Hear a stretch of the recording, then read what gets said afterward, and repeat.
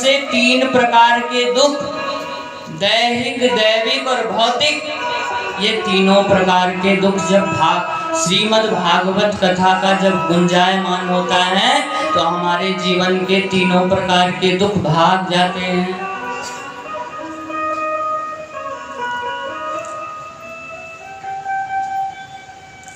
बहुत सुंदर मंगलमय चर्चा चल रही है। कल हमने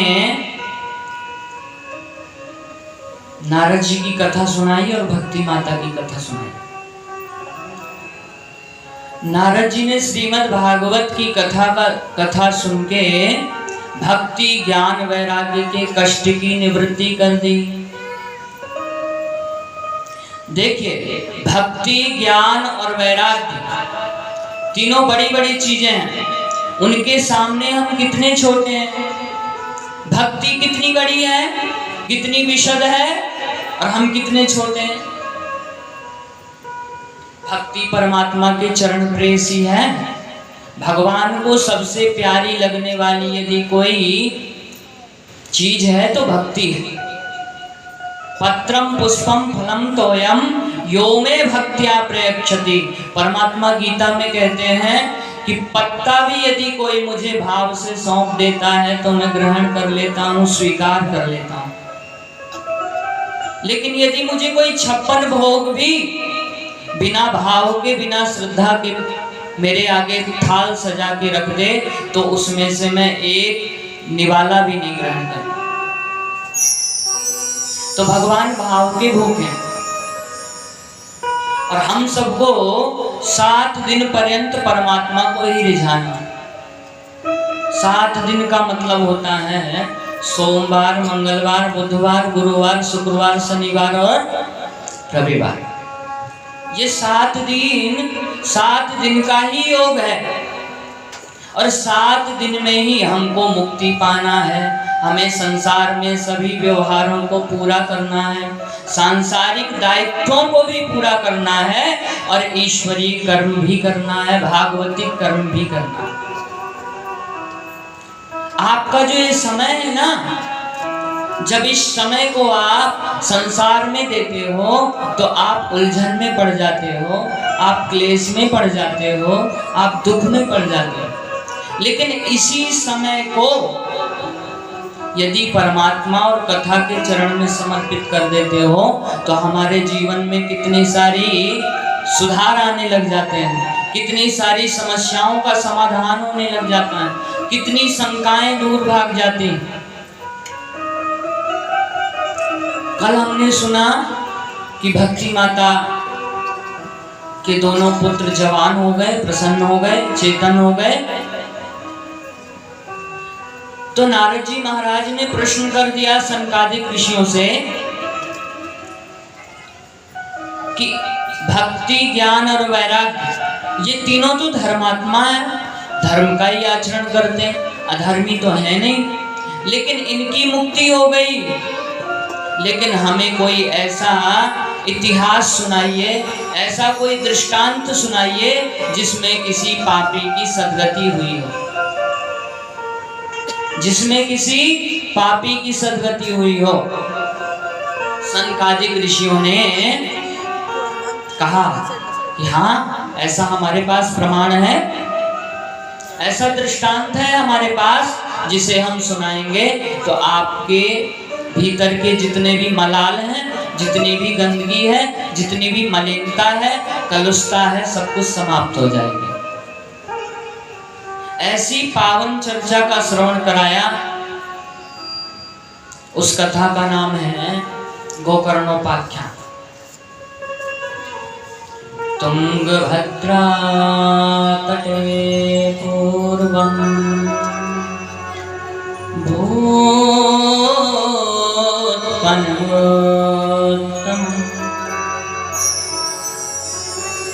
यत्र वर्णा स्वधर्मेण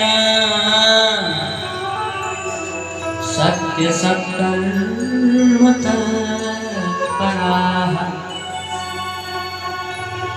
बहुत समय पूर्व की बात है कि तुंगभद्रा नदी के तट पर एक पंडित जी रहा करते थे। तुंगभद्रा नदी के तट पर एक ब्राह्मण देवता रहा करते थे जिनका नाम था आत्मदेव। यह आत्मत्व देवम दर्शति सह आत्मदेवः, जो अपनी आत्मा में ही परमात्मा का दर्शन करता हो वही आत्मदेव है। और आत्मदेव कैसे हैं? बोले सर्ववेद विशारद, चारों वेदों के निष्णात हैं और कर्मकांडी ब्राह्मण हैं, व्यवहार कुशल ब्राह्मण हैं, पूरे गांव के लिए पूज्य हैं, सबके पूजनीय हैं और धुंधकारी। आत्मदेव जी के यहाँ सब कुछ था, लेकिन केवल एक पुत्र नहीं था। आत्मदेव जी के यहाँ सब कुछ था, पुत्र नहीं था। आत्मदेव जी के यहाँ एक गाय थी और वो गाय बांझ हो गई थी। वो गाय बांझ थी, तुलसी का पौधा लगाते तो तुलसी का पौधा सूख जाता था। आत्मदेव को समाज ताने मारने लग गया। देखो कितना दुर्भागी है, इसको एक पुत्र भी नसीब नहीं है। समाज उलाहने देने लग गया।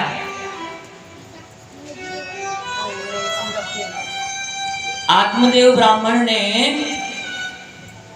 एक दिन निश्चय किया कि मैं अब अपने प्राण त्याग दूंगा। आत्मदेव ब्राह्मण चले गए नदी के तट पर और उन्होंने प्रण कर लिया कि यदि तुंगभद्रा नदी मुझसे प्रसन्न होके मुझे एक पुत्र नहीं देंगी तो मैं इसी नदी में कूद के अपने प्राण दे दूंगा। रोते रोते जा रहे थे तो मार्ग में एक संत का दर्शन हुआ। एक संत का दर्शन हुआ। संत ने पूछ लिया, कथम रोदसी विप्रम क्वाते चिंतावनीयसी,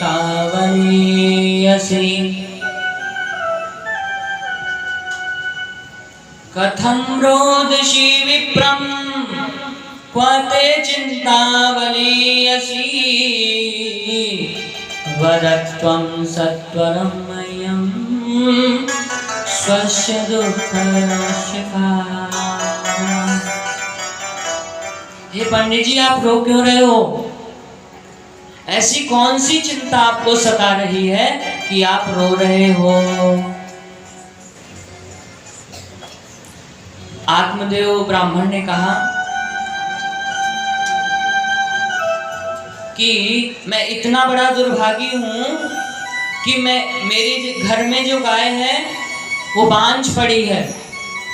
मैं तुलसी रोपण करता हूं तो तुलसी सूख जाती है।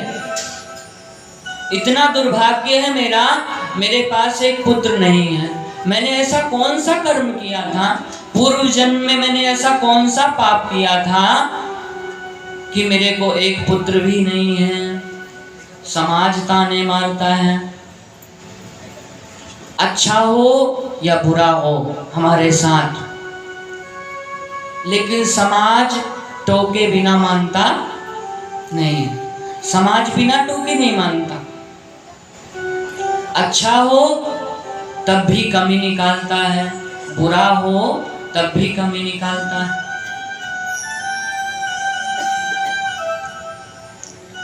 पंडित जी ने कहा कि तुम्हारे पास पुत्र नहीं है तो रो क्यों रहे हो?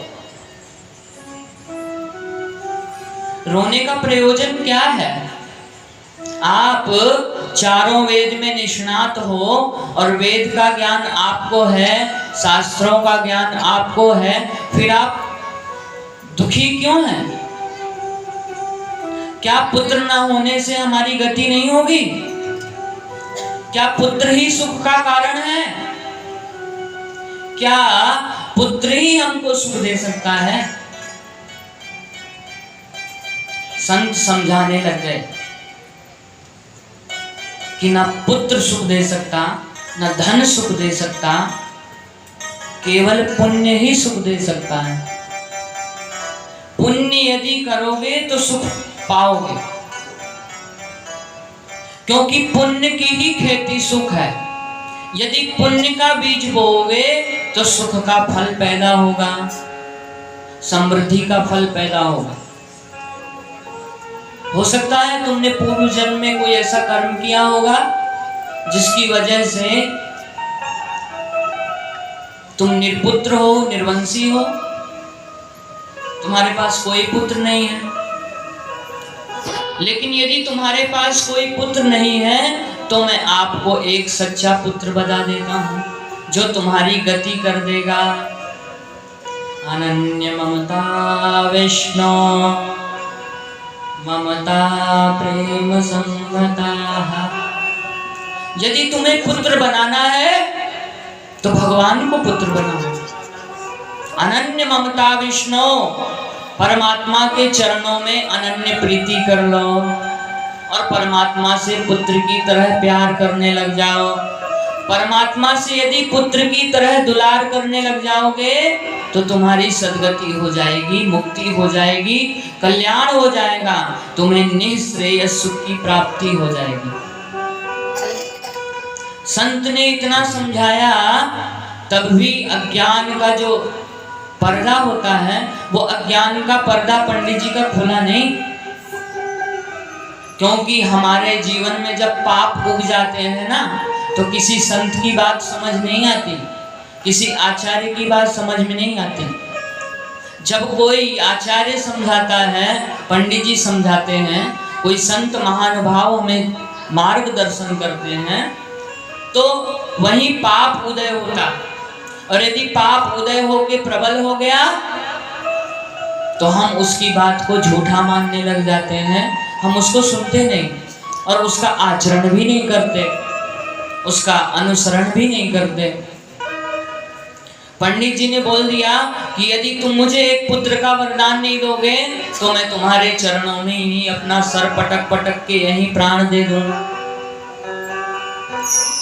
मैं यही अपना सर पटक पटक के प्राण दे दूंगा यदि आप मुझे पुत्र नहीं दोगे। संत घबरा गए। संत ने कहा यदि ये पंडित जी मरेंगे, मेरे चरणों में सिर फोड़ फोड़ के मरेंगे तो मुझे ब्रह्म हत्या का पाप लग जाएगा, ब्राह्मण की हत्या का पाप लग जाएगा। संत बड़े त्रिकालदर्शी महात्मा थे। संत ने उनके मस्तक, उनके ललाट को देख के कहा कि सप्त जन्मावधि पुत्रेणैव तस्यच। तेरे 7 जन्मों तक तेरे भाग्य में कोई पुत्र नहीं है, तेरे भाग्य में कोई भी पुत्र सुख नहीं है। 7 जन्मों तक तो बिना पुत्र के होगा। संत की इस बात को सुन के पंडित जी बड़े दुखी हुए और पंडित जी के मन में बड़ी ग्लानि हुई। पंडित जी ने कहा यदि आप मेरा भाग्य देख सकते हो तो मुझे एक पुत्र दे भी सकते हो। आप मेरा यदि भाग्य देख सकते हो तो मुझे एक पुत्र भी दे सकते हो, क्योंकि आप में इतना सामर्थ्य है। आप तो भगवत साक्षात्कारी संत हैं। आपका तो नित्य निरंतर परमात्मा से कनेक्टेशन चलता है, परमात्मा से वार्ता चलती है, परमात्मा का संबंध आपसे है। आपकी उनके चरणों में अनन्य श्रद्धा है, इसीलिए मुझे आप एक पुत्र दीजिए। संत बड़े कृपालु होते हैं, संत बड़े दयालु होते हैं।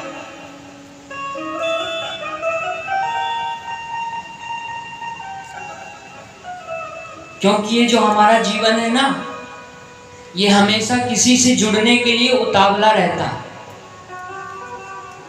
कभी पत्नी से जुड़ता है, कभी पैसे से जुड़ता है, कभी पुत्र से जुड़ता है, कभी संसार से जुड़ता है, कभी वैभव से जुड़ता है, कभी पद प्रतिष्ठा मान सम्मान सबसे जुड़ता है।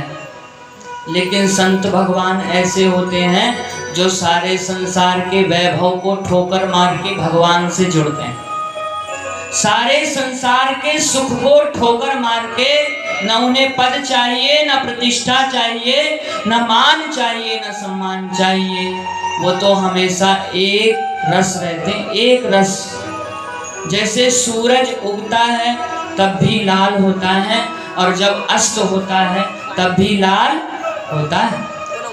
संत पैदा होते हैं तब भी वैसे होते हैं, मध्यस्थ जीवन व्यतीत करते हैं तब भी वैसे होते हैं, और जब उनका अंतिम समय आ जाता है तब भी वो बड़े उदार मना होते हैं, उदार चरित्र होते हैं, उनका दिल उदार होता है। संत के चरण में यदि हम दुख रोएं तो निश्चित हमारे दुख का समाधान कर सकता है, हमारे दुख की निवृत्ति कर सकता है। गुरु की शरण यदि जाके रोएं तो वो हमारे दुख की निवृत्ति कर सकता है और हमें परमात्मा से जोड़ सकता है, क्योंकि जो परमात्मा से जुड़ जाते हैं उन्हें कभी दुख नहीं मिलता। यदि आपको दुख मिलता हो तो आप भगवान से जुड़िए, और भगवान से जुड़ने के लिए गुरु से जुड़िए, और गुरु से जुड़िए किसी संत से जुड़िए, और संत और गुरु के मार्गदर्शन पर चलिए, आपको भगवान मिल जाएंगे। संत और गुरु रास्ता बता सकते हैं, रास्ता पर चलना तो हमारा काम है। रास्ते पर कौन चलेगा, कौन चलेगा? हम आपको रास्ता बता सकते हैं, कोई संत महात्मा आपको रास्ता बता सकते हैं, मार्ग का बोधन करा सकते हैं, लेकिन मार्ग पर चलना आपको ही है। इसीलिए मन से सबको त्याग के परमात्मा को दो। जब दिल दीना एक को तो दुख काहे को हो, संसार को दिल दोगे तो दुख में पड़ोगे, संसार से जुड़ोगे दुख में पड़ोगे।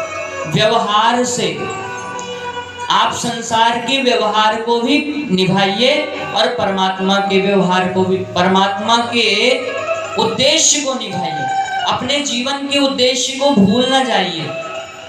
पद प्रतिष्ठा मान सम्मान धन वैभव में, वासना में इतने लिप्त मत हो जाइए कि भगवान की ही सुध न रह जाए। भगवान की सुध नित्य निरंतर करते रहिए। तस्मात् सर्वस्य कालेषु मामनुस्मरयुध्य च।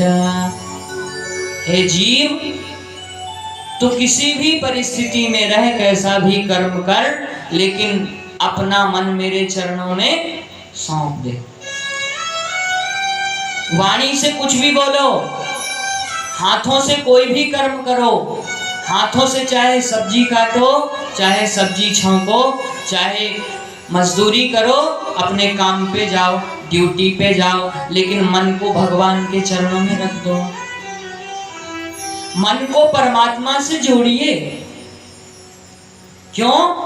क्योंकि एक संत का बहुत सुंदर भजन है और बहुत सुंदर भाव है।